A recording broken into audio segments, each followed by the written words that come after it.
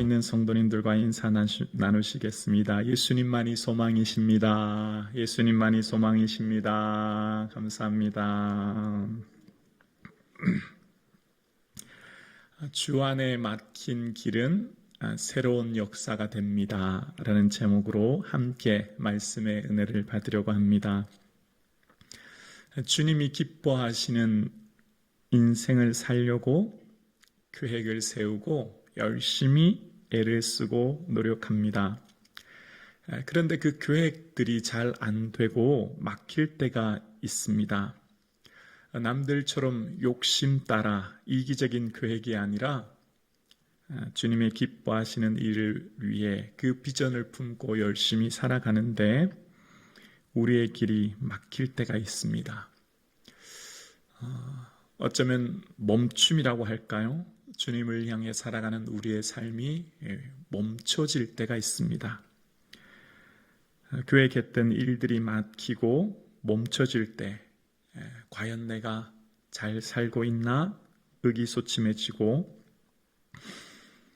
주님이 기뻐하시는 인생이라 생각하고 열심히 살았는데 계획대로 되지 않을 때 점점 지쳐가는 나 자신을 우리는 발견하게 되죠.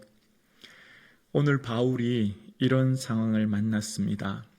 바울이 1차 전도 여행지인 아시아를 다시 한번 방문하려고 계획을 세웠거든요. 그리고 바울이 가려고 했던 아시아는 터키 서부 지역이죠. 전도했던 그 지역 다시 가려고 하는데 성령님이 전하지 못하게 막으시는 거예요. 여기 막다의 원어는 거절하다는 거거든요. 성령님이 아시아의 그쪽에 말씀 전하는 걸 거절하셨다는 거예요. 그리고 바울이 지금까지 사역할 때는 날마다 늘어가는 수가 많아지는, 날마다 하나님의 은혜를 경험하였는 사역이었는데 이번에는 아마도 가는 곳마다 사람들이 복음의 귀를 기울이지 않고 관심을 갖지 않거나 냉대했을 것이라 생각해요. 전도에 전혀 열매가 맺혀지지 않는 거죠. 그런 상황 가운데 바울은 자신이 계획했던 일이 막히자 이번에는 부르기아와 갈라기아를 통과해서 무시아 앞에 이르게 되어집니다. 이번에는 북쪽에 있는 비두니아 지역으로 가려고 방향을 전환해요. 비두니아 지역에 유대인들 정착촌이 있고 회당을 중심으로 복음을 전하는 기존 계획대로 바울이 복음을 전하려고 했던 것이죠. 그런데 이번에도 예수의 영이 허락하지 않으시는 것, 막으심을 경험해요. 성령께서 인도하시는 길은 북진해서 비두니아가 아니라 서쪽으로 진행해서 유럽으로 가게 하시고자 하는 원래 계획이 있으셨던 거거든요.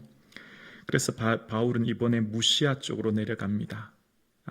무시아를 지나서 드로아로 갑니다. 드로아는 항구 도시였습니다. 아시아와 유럽을 잇는 항구 도시 드로아로 내려가는데 이번에는 성령님이 막으시지를 않는 것입니다. 그리고 그것에 머물러 있는데 환상을 보지요. 마게도냐 사람들이 건너와서 우리를 도우라라고 하는 환상을 보게 되어집니다. 그리고 바울의 선교팀 일행은 그것이 하나님께서 부르신 것으로 인정하고 지체지 않고 그곳으로 가기로 힘쓰는 장면이 오늘 본문에 기록되어 있습니다. 바울의 일정에서 하나님께서 막으시고 허락하지 아니하시는 예상치 못하는 거부를 경험하게 되었습니다. 그러나 하나님께서 막으시는 그 막힌 길 속에서 바울이 환상을 통해 그 동역자들과 함께 하나님은 새로운 방향으로 그들을 이끄신다고 하는 것을 인정하게 되었습니다. 하나님의 선교 지역이 더 확장되어지는 것을 그들은 오늘 본문을 통해 경험하게 됩니다. 성령님께서 막으신 후에 다른 길을 열어주시거든요. 왜냐하면 하나님의 더 크신 계획이 있었기 때문입니다. 땅끝이라고 하는 커다란 숲 숲을 계획하시는 하나님은 아시아라고 하는 좁은 나무만 보는 바울에게 새로운 비전을 보게 하셔서 바울의 한계 상황, 바울이 생각하는 한계를 넘어 하나님이 계획하시는 큰 비전을 보고 가게 하신 거예요. 성령님의 막으시는 거부를 통해 바울의 생각과 계획을 뛰어넘는 하나님의 더 크신 계획을 보게 된 것입니다.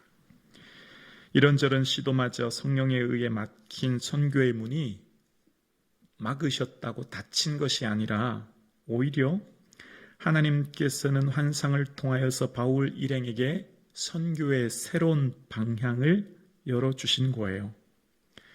바울 일행의 계획은 소아시아에 머물면서 세웠던 교회들 재방문하는 계획이었는데요. 하나님의 계획은 그 소아시아를 넘어서 마게도냐, 그러니까 유럽이죠. 유럽을 향해 복음을 전하시고자 하는 계획이 있으셨던 거거든요.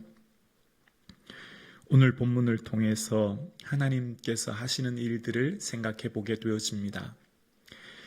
우리의 작은 생각과 계획을 뛰어넘는 하나님의 크고 놀라운 계획을 본문을 통해 보게 되어집니다. 우리의 인생살이 가운데 막힌 것 같은 그 길 속에 하나님이 막으시고 또 거부하시고 멈추게 하시는 것은 그것을 통한 하나님의 더 큰 계획과 비전을 바라보기 위함인 줄로 믿습니다. 하나님께서 바울에게 그 길이 멈춰졌을 때 어떻게 행하셨는지 두 가지 방법으로 바울에게 지시하시는 것을 보게 되어지는데요. 먼저 바울의 일행이 선교의 모든 일정이 막혀지고 또 멈춰지고 거부되었을 때 하나님께서는 그들에게 환상을 보여주십니다. 환상의 원어 호로마는 헬라어 호라오라고 하는 보다라고 하는 의미에서 시작되었어요. 환상은 보다는 것이거든요. 그래서 NIV 영어 성경은 이 환상을 비전이라고 번역합니다. 하나님께서 눈을 열어 보여주시는 거예요. 하나님께서 마게도냐로 건너와서 우리를 도우라라고 하는 하나님의 새로운 비전을 보여주신 거죠. 이러한 하나님의 비전을 이루기 위해서 소아시아를 넘어 마게도냐로 가야 된다고 하는 것을 그 모든 일행들은 인정하게 되었던 겁니다. 하나님의 비전이 오늘 본문에 보았다가 아니라 환상을 보였다라고 하는 수동태로 원어에는 기록되어 있는데요.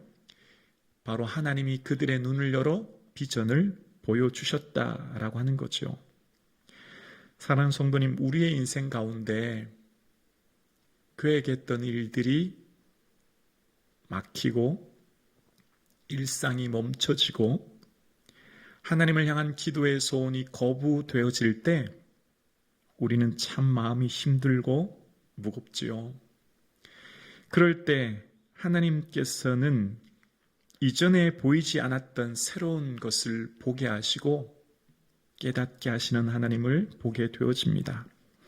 예상치 못해 만난 갑작스러운 일로 인하여 평범한 일상이 멈춰지고 계획했던 일들이 막혀질 때 하나님께서는 그때 우리의 눈을 열어 보게 하시는 거예요. 오늘 이 일부 예배 드리시는 사랑하는 성도님, 일부 예배 드리시는 사랑하는 성도님들의 삶에 지금 현재의 삶에 혹 계획했던 일들이 멈춰진 상황은 있지 않으십니까? 내 삶의 일상이 멈춰지는 상황은 만나지 않으셨습니까? 기도가 거부되는 것 같은 상황을 만나지는 않으셨습니까?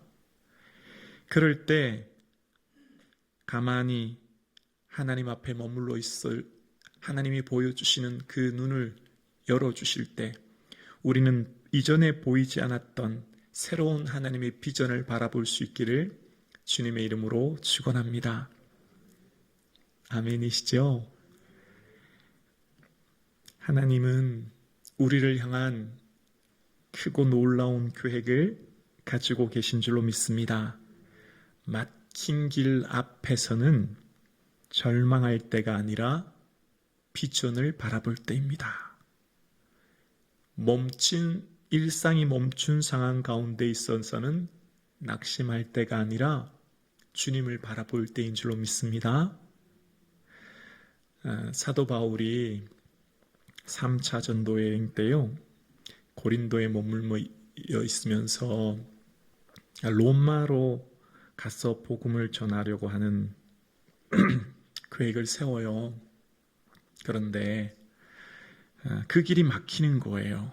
그래서 그때 상황을 사도 바울은 로마서 1장 13절에 고백하기를, 형제들아, 내가 여러 번 너희에게 가고자 한 것을 너희가 모르길 원하지 아니하노니 이는 너희 중에서도 다른 이방인 중에서와 같이 열매를 맺게 하려 함이로되 지금까지 길이 막혔도다. 그렇게 고백합니다.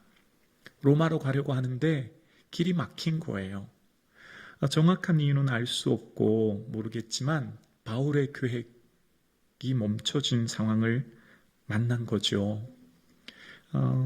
하나님께서 하시고자 하는 일들이 있을 텐데 여러 번 로마를 향해 가고자 애쓰고 노력했지만 그 길이 막힌 상황을 바울이 만난 것입니다.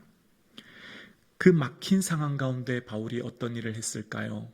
그때 궁여지책으로 쓴 것이 로마서예요. 필경사 더디오를 통하여서 지금 로마 교회를 향한 긴 편지를 쓰게 되었고, 그것이 바로 로마서가 탄생된 계기입니다. 우리가 오늘 만나는 보석 같은 말씀인 로마서, 신약 성경에서 만약 로마서가 없다고 하는 것을 생각조차 할 수 없죠. 이렇게 귀한 로마서는 바울이 길이 막히지 않았다면 결코 탄생할 수 없었던 것입니다. 바울이 길이 막힌 가운데 그가 할 수 있는 일을 그는 찾았고, 그래서 그는 로마 교회를 향한 긴 편지를 하게 되었습니다. 그것이 오늘 우리가 만나는 로마서의 동기예요. 하나님을 향한 계획, 비전을 품고 나아가시다가 혹시 막힌 상황을 만나지는 않았습니까? 삶의 평범했던 일상이 멈춰지는 것을 경험하지는 않으셨는지요? 주를 위해 살려고 몸부림치고 애를 쓰는데 내가 하나님께 바라는 일들이 응답되지 않은 것 같은 이 황계 상황 가운데 있지는 않으십니까? 인생의 막힌 길 앞에서 우리는 기억해야 합니다. 우리의 인생의 막힘을 통해 주 안에 새로운 역사가 시작될 줄로 믿습니다. 주를 위한 인생에 막힐 때 주의 마음을 품고 묵묵히 서 있으면 주님은 새로운 길을 보여주실 줄로 믿습니다. 우리의 인생이 거절될 때 주 뜻 안에 묵묵히 머물러 서 있을 때 주님은 우리에게 다른 길을 열어주시는 것이죠. 그리고 또한 사도 바울이 길이 막혀 있을 때 두 번째, 하나님은 동역자를 만나게 하심으로, 보게 하심으로 사도 바울의 사역의 길을 더 힘있게 하신 것을 보게 되었습니다. 하나님이 거부하시고 막으시는 길로 인하여 사도 바울이 어쩌면 의기소침하고 마음이 무거웠을 것이라 생각해요. 그런데 그때 하나님이 예비하신 한 사람을 만나게 되는데요, 바로 누가였습니다. 오늘 본문 10절에 바울이 그 환상을 보았을 때 우리가 곧 마게도냐로 떠나기를 힘쓰니 라고 하면서 우리가 라고 기록하고 있어요.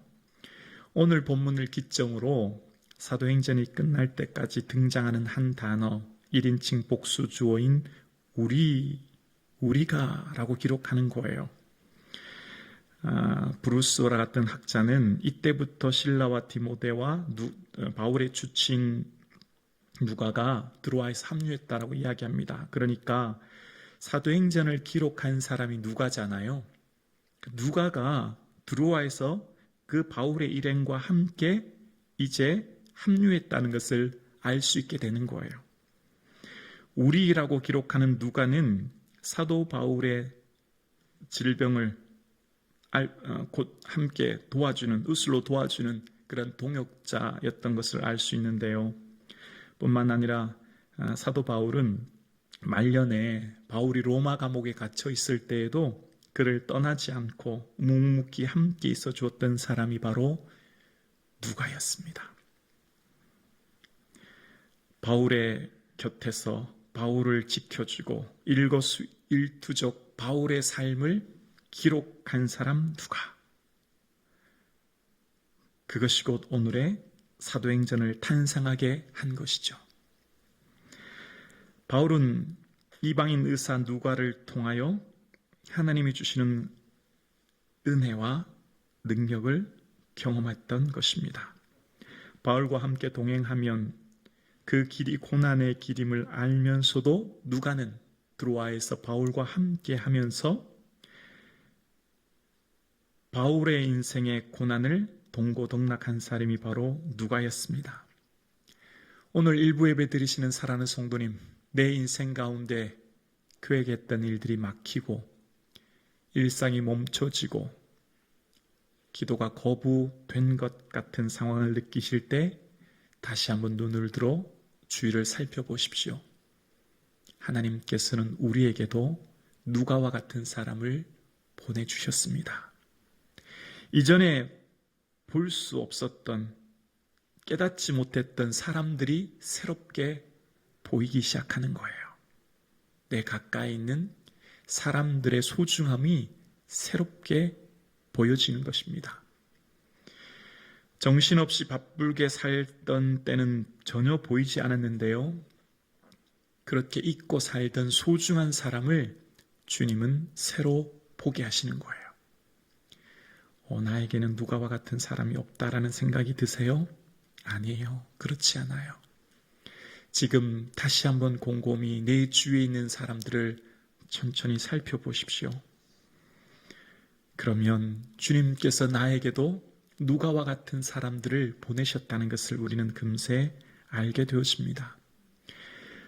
그런 상황 가운데 주님은 새로운 비전을 보게 하시고 누가와 같은 믿음의 동역자를 보내주심으로 그 모든 환상이 하나님께서 마게도냐로 가도록 하심을 인정하게 되었습니다. 인정이라고 하는 헬라어는 연결하다는 의미가 있는데요. 지금까지 흩어졌던 일들의 모든 것을 연결해서 최종 결정을 내린 것이 바로 하나님께서 우리를 통해 마게도냐로 가게 하시는 것이 하나님의 비전임을 그들은 보게 된 거예요. 바울은 환상을 본 후에 실라와 디모데 그리고 누가에게 아무 말을 하지 않고 무조건 나를 따르라 라고 말하지 않고요. 자신이 본 환상을 소상히 밝혔을 거예요. 그리고 바울의 결정, 독단적인 결정이기보다는 그 선교팀인 실라와 누가 디모데가 함께 의논하고 결정한 것이 유럽 마게도냐로 가는 것이었고 그 결정을 함께 내리고 그것을 인정하게 되었던 거죠. 바울 일행은 하나님이 보여주시는 비전을 여러 가지 상황으로 연결하여 최종 결정을 내렸고 그래서 그 유럽의 문이 열렸음을 기억하며 가기 위해 애쓴 것을 보게 되어집니다. 오늘 본문 이후 길이 막힌 바울의 개인의 계획이 완전히 수정되어집니다. 선교의 방향이 완전히 바뀌는 거예요. 바울이 계획대로 일이 진행되지 않아 막히고 거부당한 이 상황이 오히려 하나님은 더 큰 선교의 계획과 확장의 일을 이루어 가시는 것을 오늘 본문을 통해 보게 되었습니다. 바울은 아시아에서 복음을 전파할 계획이었지만 하지만 하나님의 계획은 마게도냐를 넘어 유럽을 넘어 로마까지 아니 땅끝까지 전파하시고자 하는 하나님의 크고 원대한 계획이 있으셨던 거거든요. 하나님께서는 바울 일행보다 더 좋은 계획이 있으셨기에 그들의 계획을 거절하셨던 겁니다. 하나님은 당신의 더 큰 계획이 있으실 때 우리의 길을 가끔 막으실 때가 있는 것을 보게 되어집니다. 거절을 통해 하나님의 선교의 방향이 바울 선교를 통한 한계를 넘어 일하시는 하나님을 보게 되어집니다. 바울이 익숙했던 경험을 넘어 하나님이 열어주시는 새로운 길을 가게 되는 것을 보게 되었습니다. 오늘 일부 예배 드리시는 사랑하는 성도님, 하나님께서 나의 삶 가운데 길을 막히게 하시고 일상이 멈춰지고 기도가 거부되는 이 상황 가운데 우리는 포기할 때가 아니고요, 절망할 때가 아니고요, 좌절할 때가 아니고요, 오히려 주님의 은혜를 기대할 때요, 소망할 때임을 기억할 수 있기를 주의 이름으로 축원합니다. 아멘. 성령님께서 막으시는 그 길 속에 하나님의 새로운 길을 보게 하셨고, 이 다음 본문인 유럽인 마게도냐의 첫 성 빌립보에서 하나님의 위대한 역사를 바울과 바울 일행은 경험하게 되었습니다. 오늘 일부 예배 드리시는 사랑하는 성북종한 가족 여러분, 하나님의 거절을, 하나님의 막힘을 경험하고 계십니까? 하나님의 거절 뒤에는 예상하지 못한 하나님의 더 크신 계획이 있으십니다. 나의 한계를 넘어 일하시는 하나님의 큰 뜻과 비전이 있으신 것입니다. 내가 세운 계획이 막힐 때, 그때 비로소 보여주시는 새로운 하나님의 비전을 바라볼 수 있는 믿음이 저와 여러분 가운데 있기를 주의 이름으로 축원합니다. 아멘. 바울은요,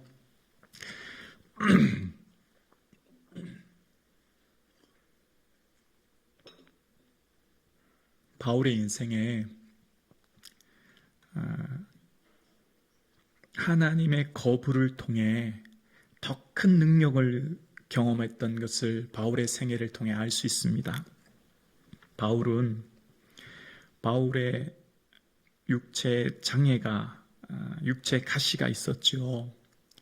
바울이 이 고린도 후서에 보면 그 후서를 쓰기 14년 전에 셋째 하늘 라곤에 대해 끌려 올라가 말로 형용할 수 없는 환상과 계시를 보게 되어져요.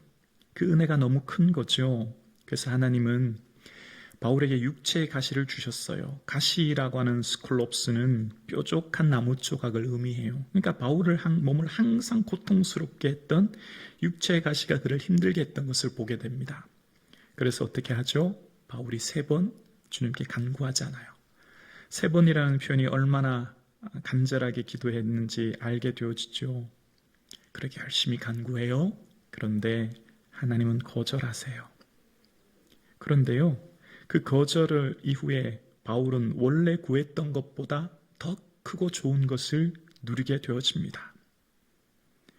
하나님께서 바울에 주신 그 가시, 그 약점을 통해 오히려 모든 것을 넉넉히 이기고도 남는 주의 온전한 능력을 누리게 되어요. 사도 바울의 삶에 거절을 통해 깨닫게 되는 것, 자신의 약점을 통해 오히려 그것을 기뻐하며 자랑하게 되었고요. 그것을 통해 오히려 주의 온전한 능력을 덧입게 되었습니다. 바울은 예수 그리스도의 말씀으로 이 원리를 분명히 깨달았습니다. 육체의 가시가 자신에게 떠나기를 더 이상 기도하지 않습니다. 더 이상 육체의 가시를 제거해 달라고 기도하지 않아요. 왜냐하면 그것이 도리어 크신 은혜임을 그는 깨달았기 때문입니다. 바울은 육체의 가시를 악이요, 해요, 나쁜 것이라 생각했어요. 그런데 주님은 바울의 육체의 가시를 선이요, 유익이요, 좋은 것으로 보게 하신 겁니다. 육체의 가시는 바울을 약하게 만들었습니다. 그러나 오직 그리스도의 능력을 의지하게 만드는 힘이 되었던 것을 그는 보게 되어져요. 분명히 알 수 있는 것은 그리스도의 능력과 사람의 강함은 완전히 반대 개념임을 알게 되어집니다. 사람의 능력을 강조할 때 그것은 의도적으로 그리스도의 능력을 배척하게 되는 것이 되고요. 반대로 사람이 약해 능력이 없을 때 그때야 비로소 그리스도의 능력이 온전하게 되는 것을 바울은 경험하게 됩니다. 하나님의 향한 기도 응답의 거부, 아니, 노라고 하는 것은 오히려 하나님께서 그것을 통해 더 큰 은혜와 능력을 덧입게 하시는 것을 그는 경험하게 되었던 거예요. 바울은 주님의 놀라운 이 원리를 배웠고 그래서 그렇게 살기 위해 애쓰는 사람으로 변화되어집니다. 오히려 약한 것들을 자랑하게 되어집니다. 이 말씀의 원리를 따라 살아가면서 그 사명을 충실히 이루어지는 삶으로 변화되어집니다. 그래서 그의 그리스도의 능력이 내게 머물게 하려 합니다 라고 하는 것을 깨달음으로 이 머물다라고 하는 것은 원어는 장막을 치다는 거거든요. 잠깐 머무는 것이 아니라 주님과 함께 영원히 머무는 것이 이 육체의 가심을 깨달게 되었고 사도 바울의 삶 가운데는 모든 약함 가운데 오히려 그 약함을 자랑하며 오히려 그것이 하나님의 능력으로 온전해지는 은혜를 누리게 되었던 거예요. 우리의 약함은 심각한 질병이나 장애, 신체적인 삶의 문제일 수도 있고요. 태어날 때 타고난 소극적인 우울한 생각이나 여러 가지 삶의 성격일 수도 있고요. 성장 과정 가운데 겪은 혹은 상처 같은 정서적인 문제일 수도 있습니다. 우리의 약함은 우리가 책임져야 할 삶의 가정, 부모님, 자녀일 수도 있고요. 갈등 관계 가운데 있는 배우자와 직장의 사람들이 인간관계가 될 수도 있습니다.